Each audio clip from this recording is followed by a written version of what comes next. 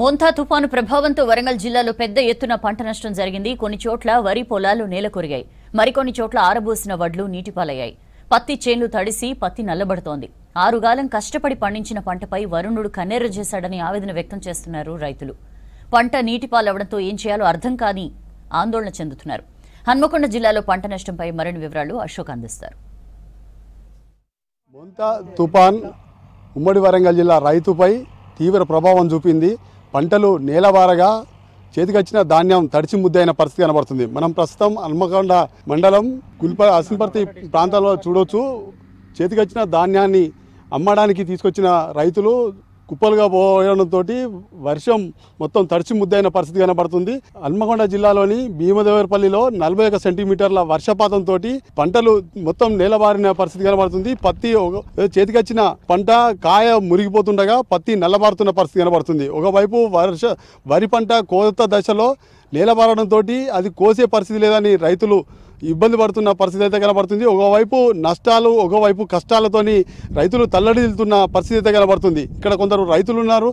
ఎట్లాంటి ఈ తుఫాన్ ప్రభావం ఎట్లా చూపింది, ఎంత నష్టం జరిగింది తెలుసుకుందాం. చెప్పండి, ఈ పంట పరిస్థితి ఎట్లా ఉంది? మాకు పత్తులు ఖరాబ్ అయిపోయినాయి. ఎకరానా మాకు ఏం పంట లేదు. అలా నల్లగా కాయ నల్లబడ్డది. అలా కుళ్ళు వెళ్తారు. మాకు అట్లా నష్టపోయాను. అది నష్టపోయినంటే మాకు వరి ఇట్లా అడ్డం పడి ఇట్లా కోద్దామంటే కుప్పలు పోసినా అవి నేర్పలేక మాకు అట్లా తంది సరిపోయిన అత్తలు సరిపోయిన పత్తిలో రేట్లు పెడతలేరు. మళ్ళీ వరి ఇట్లా అడ్డం పడ్డది కోద్దామంటే వానలు పడతాయి.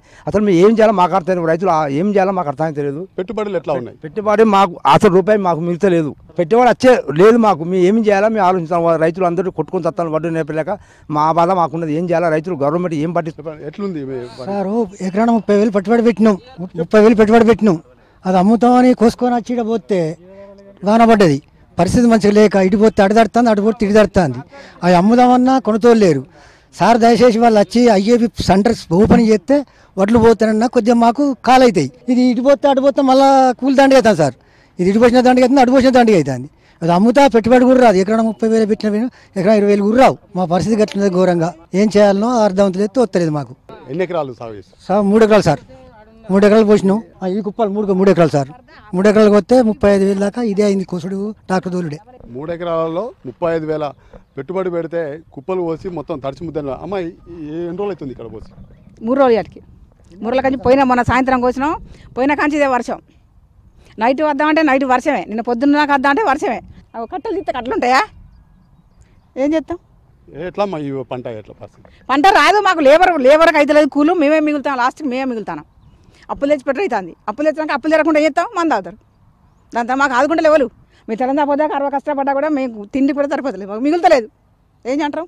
కొంత పంట చేతికి వచ్చే దశలో కూడా తడిచి ముద్దైన పరిస్థితి. ఈ తడిచిన ధాన్యాన్ని అటు ఇటు ఆరబోసుడే తప్ప ఏమి ఇబ్బంది పరిస్థితి కనబడుతుంది. మహిబాద్ జిల్లాలలో వరద ప్రవాహానికి వరి పంటలు కొట్టుకపోగా పత్తి ఎర్రబారుతుంది అని ఒకవైపు రైతులు ఆందోళన చెందుతుండగా, మరోవైపు పంటలు కూడా పత్తి, మిర్చి, మొక్కజొన్నలు మొత్తం తడిచి ముద్దవడంతో ఇవి మొలకలు వచ్చే దశకు చేరుకున్నాయని రైతులు ఒకవైపు ఆందోళన చెందుతున్న పరిస్థితి కనబడుతుంది. ములుగు జిల్లాలో కూడా రైతులు అతలాకుతలం అవుతున్నారు. ఒకవైపు పంట చేతికొచ్చే దశలో నేలబారడంతో అది కొట్టుకుపోవడంతో మొత్తం పెట్టిన పెట్టుబడి లేకుండా చేతికి అందకుండా పోయిందని ములుగు రైతులు ఆందోళన చెందుతుండగా, భూపాలపల్లి ఏరియా ప్రాంతాల్లో మాత్రం మొత్తం మిర్చి పంట సాగు చేసిన రైతులు మొత్తం వరద ప్రవాహానికి కొట్టుకుపోయిన పరిస్థితి కనబడుతుంది.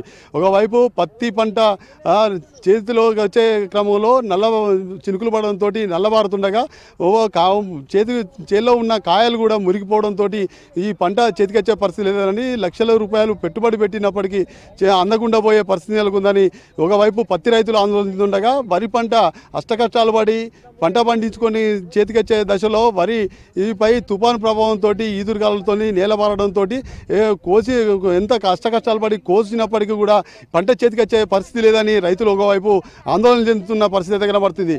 ఈ తుఫాను ప్రభావంతో వందలాది ఎకరాల పంట మాత్రం చేతికందకుండా పోయిందని రైతులు గగ్గోలు పెడుతున్నారు. ఈ ధాన్యాన్ని ప్రభుత్వం తడిచిన ధాన్యాన్ని కొనుగోలు చేసి తమను ఆదుకోవాలని మాత్రం రైతాంగం కోరుతున్నారు. వీడియో జర్నలిస్ట్ రాజుతో అశోక్, విస్కు న్యూస్, వరంగల్.